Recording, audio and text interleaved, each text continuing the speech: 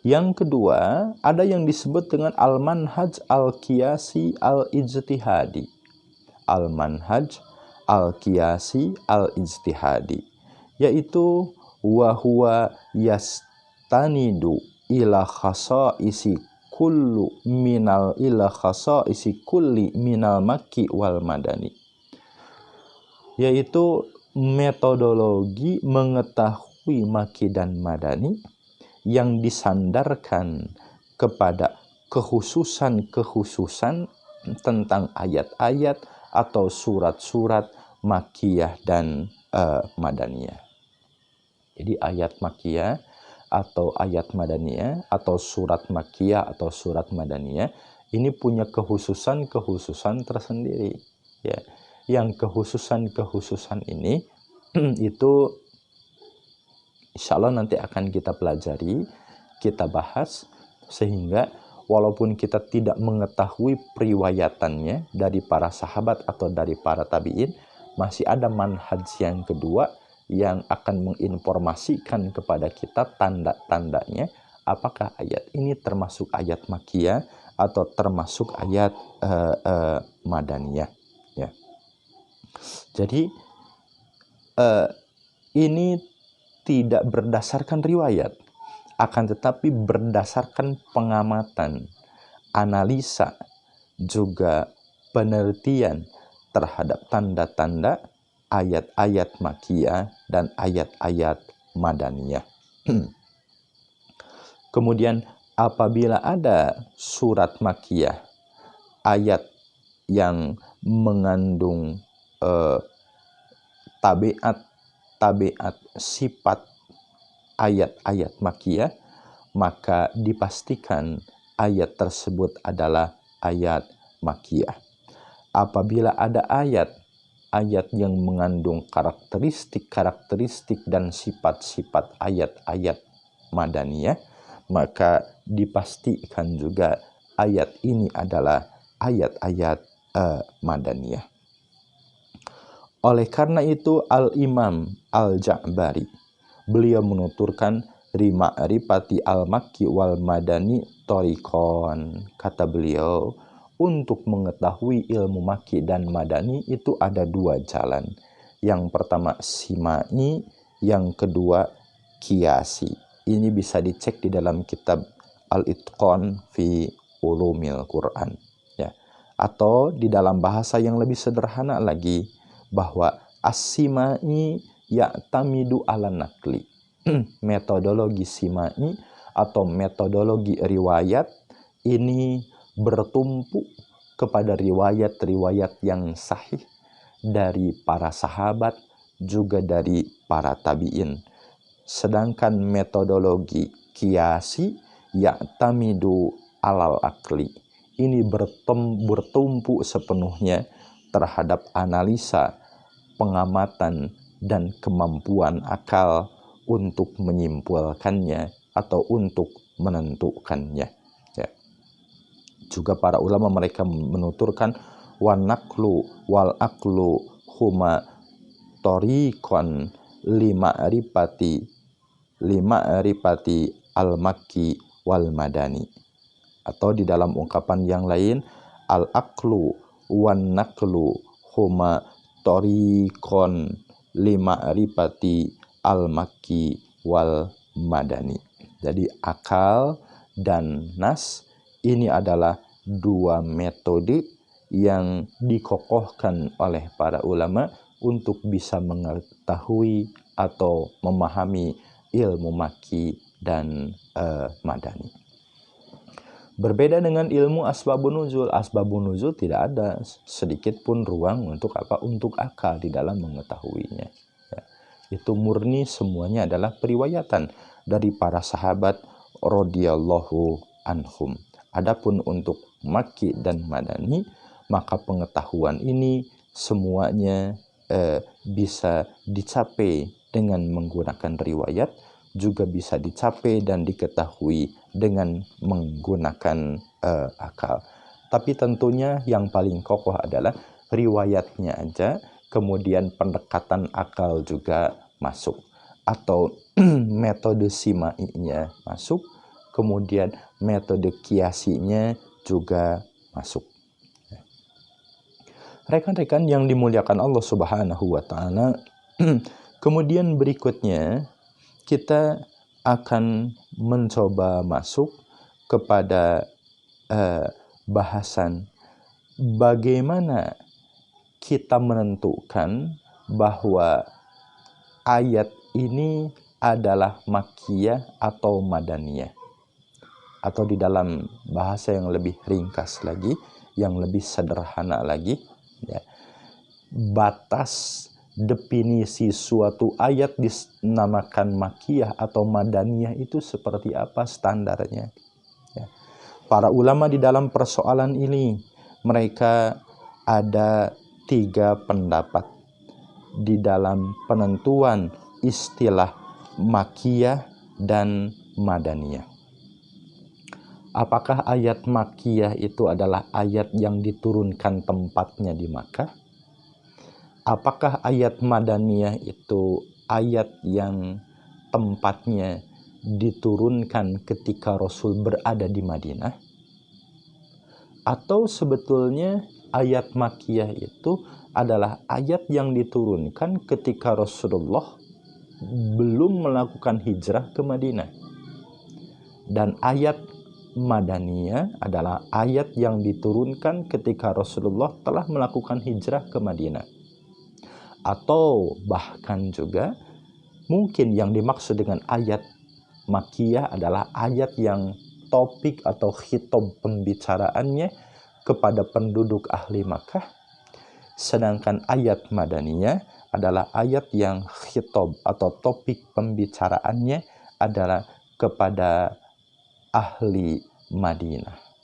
Ini menjadi persoalan dan bahan diskusi di kalangan para ulama, sehingga mereka ada 3 pendapat tentang persoalan ini. Ya. Yang pertama, mereka berpendapat bahwa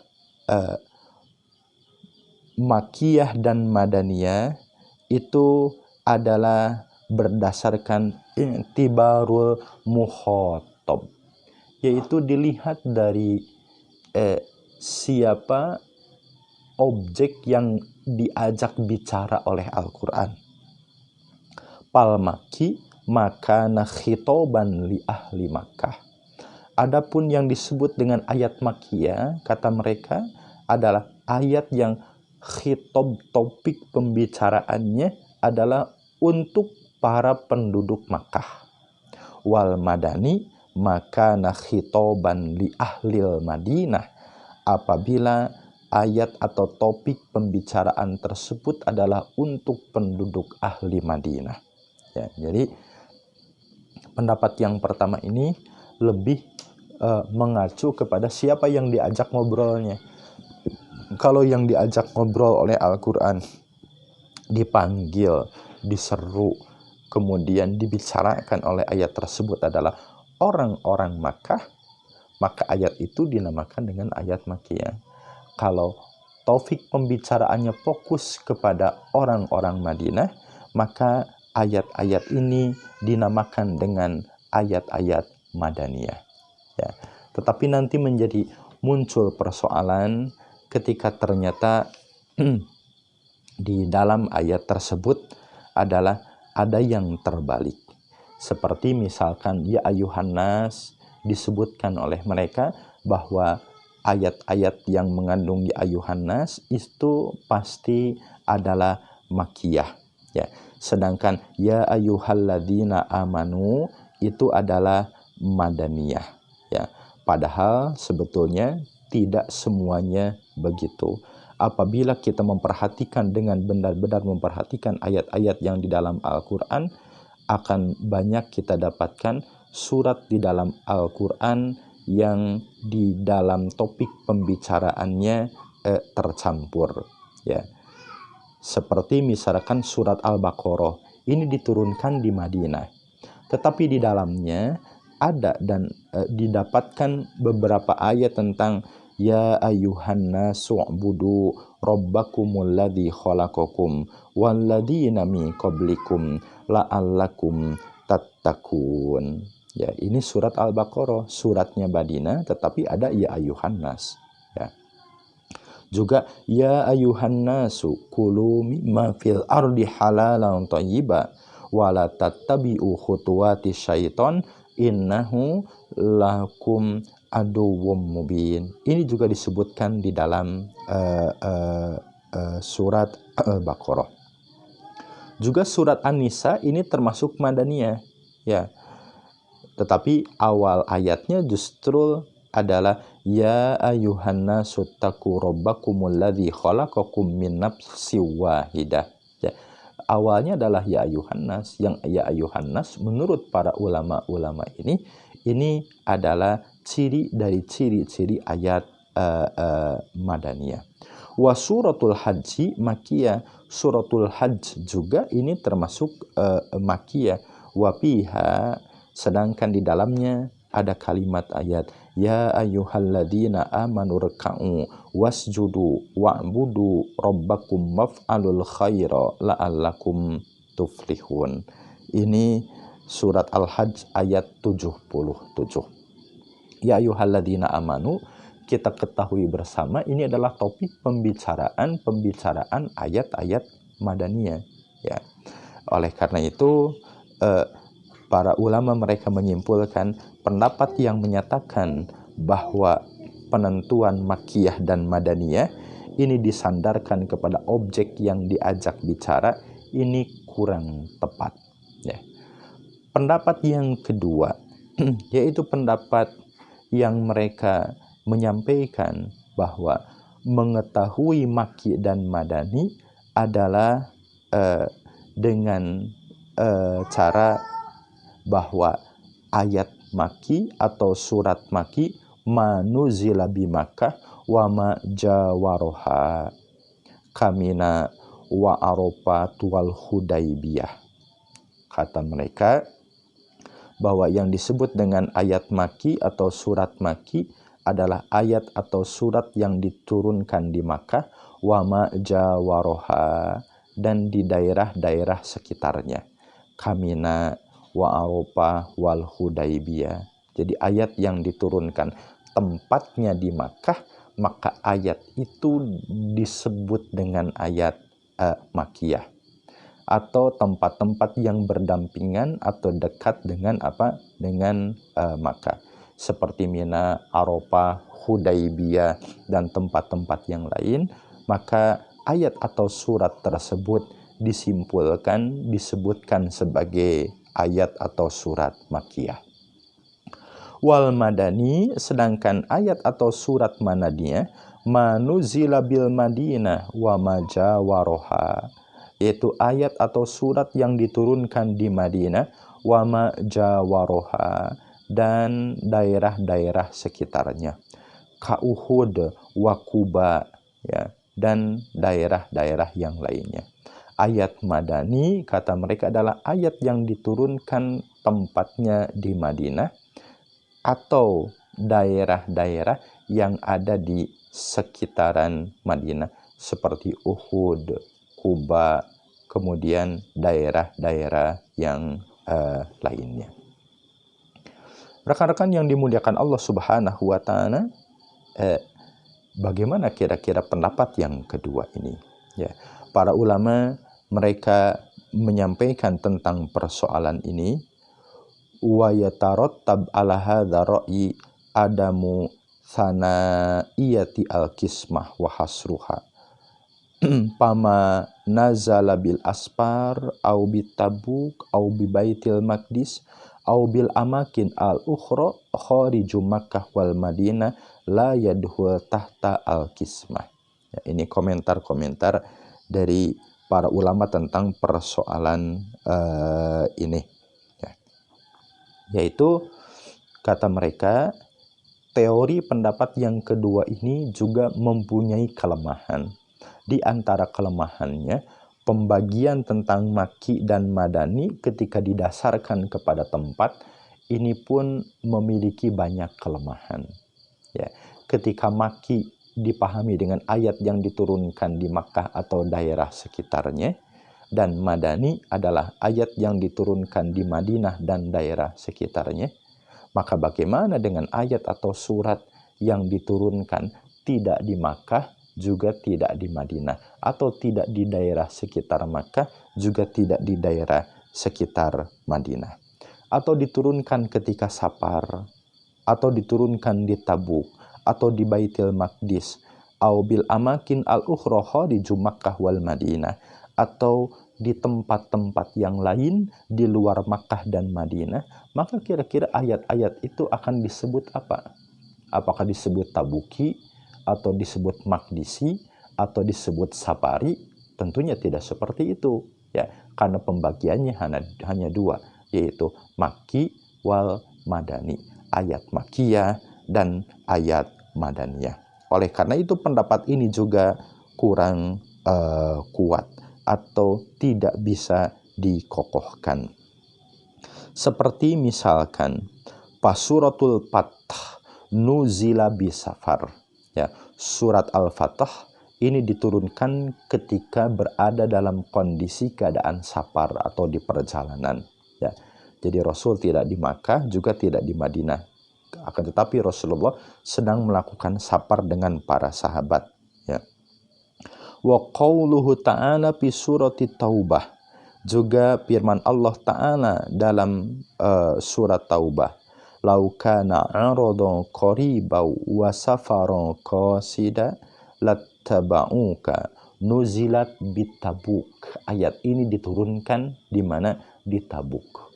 Juga tidak mungkin kita menyebut ayat-ayat Madaniyah, ada Makkiyah, ada Tabukiyah, atau ada Safariyah. Ini nanti pembagiannya menjadi melebar atau membutuhkan tambahan-tambahan yang lain. Ya. Ini pendapat yang kedua, juga memiliki kelemahan. Kemudian berikutnya tentang mengetahui Makki dan Madan ini juga ada pendapat yang ketiga, yaitu adalah i'tibar zamanin nuzul, yaitu melihat dari sisi atau perspektif waktu ketika diturunkannya ayat atau surat tersebut. Kata mereka, pal makki manuzila qabla al-hijrati bi'itlaq.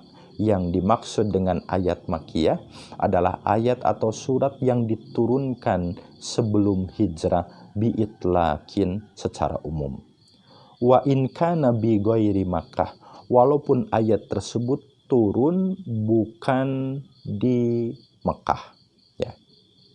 Jadi turunnya mau lagi safar, atau juga mau di Tabuk, atau mau di mana, di daerah di luar Makkah, akan tetapi ayat tersebut turun sebelum Rasulullah hijrah ke Madinah, maka ayat itu dinamakan dengan ayat Makkiyah.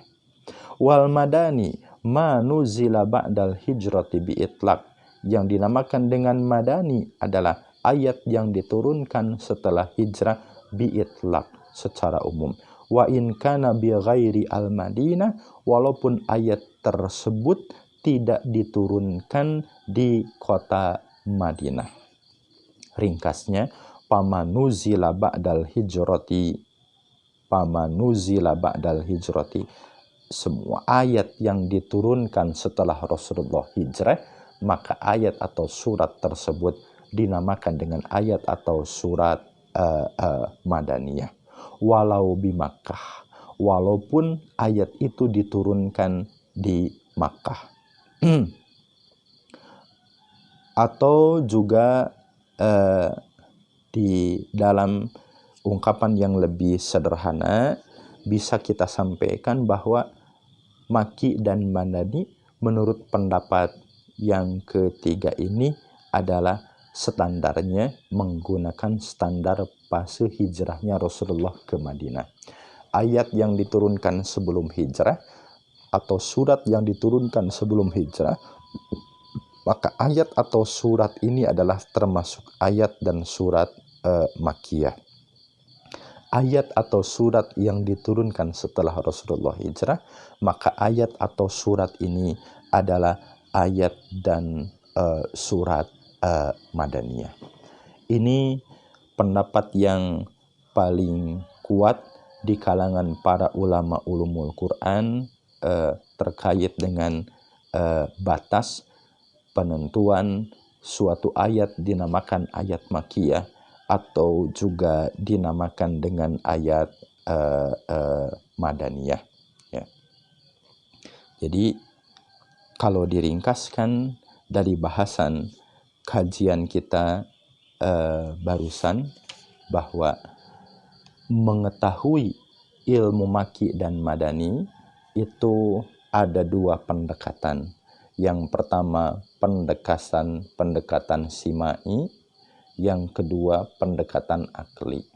Pendekatan simai adalah pendekatan yang berdasarkan riwayat yang dinisbatkan kepada para sahabat atau tabi'in, sedangkan pendekatan akli adalah pendekatan berdasarkan pengamatan atau analisa terhadap tanda-tanda atau alamat-alamat yang menjadi tanda dan alamat ayat makiyah atau ayat madaniyah. Ini poin yang pertama. Poin yang kedua, batasannya, batasan Makkah dan Madinah atau Makki dan Madani. Ini ada 3 pendapat. Yang pertama adalah dilihat dari orang atau objek yang diajak bicara oleh Al-Quran. Kemudian yang kedua dilihat dari tempat di mana Al-Quran diturunkan. Kemudian yang ketiga dilihat dari sisi waktu Al-Quran tersebut diturunkan. Ayat Makiyah adalah ayat yang diturunkan sebelum Rasulullah hijrah ke Madinah, dan ayat Madaniyah adalah ayat yang diturunkan setelah Rasulullah Shallallahu Alaihi Wasallam beliau melakukan hijrah ke Madinah. Ya. Rekan-rekan yang dimuliakan Allah Subhanahu Wa Taala, ini di antara bahasan tentang Makki dan Madani.